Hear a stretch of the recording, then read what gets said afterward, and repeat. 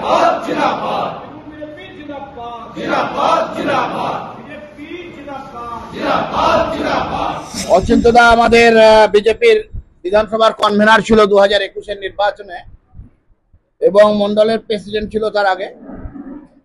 তো ভোট পরবর্তী হিংসার সময় আমাদের অচিন্ত দাস বাধ্য হয়েছিল তৃণমূলের ঝান্ডা ধরতে।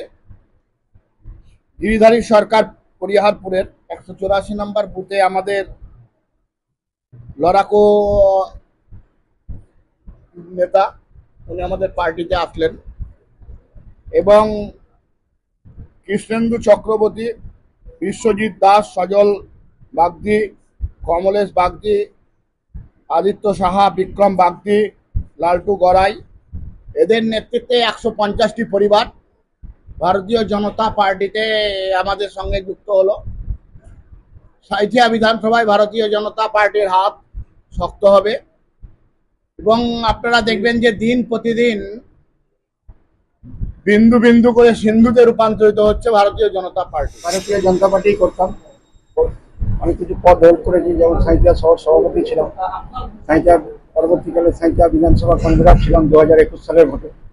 তারপরে কিছু আপনার 2022 সালে আমরা সাঁইথিয়াতে পৌরসভা ভোট ছিল, সেই সময় কিছু উল্টোপাল্টা কারণের জন্য বা গুপ্ত সন্ত্রাস চলার জন্য আমি তৃণমূলের কিছু জয়েন করেছিলাম, প্লাস 2-4 জনকে আপনার মারও খেয়েছিল, যেমন 6 নম্বর ওয়ার্ডে কিছু লোকজন দেওয়াল লিখন করতে গিয়ে মার খেয়েছিল। তাদেরকে বাঁচানোর জন্য আমি আবার তৃণমূলে জয়েন করেছি কিছুদিন।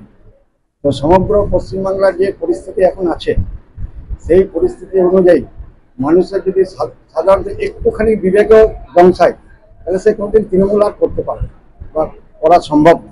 একটু যদি বিবেক থাকে, একটু যদি বিবেক থাকে। আমি তো খুব খুশি। একটু আগে আপনি বলছিলেন যে আপনার শরীরটা খারাপ হয়ে যাচ্ছে, কারণ ওইটাই। আমি মন থেকে তো বিজেপি করতাম, কিন্তু কিছুদিনের জন্য তৃণমূলে যাওয়ায় মানসিক চাপ বা দ্বিধাগ্রস্ত হয়ে আমার শরীরটাও ভেঙে যাচ্ছে। নেতৃত্বের অভাব, সেই কারণে যে আবার বিজেপিতে আসা।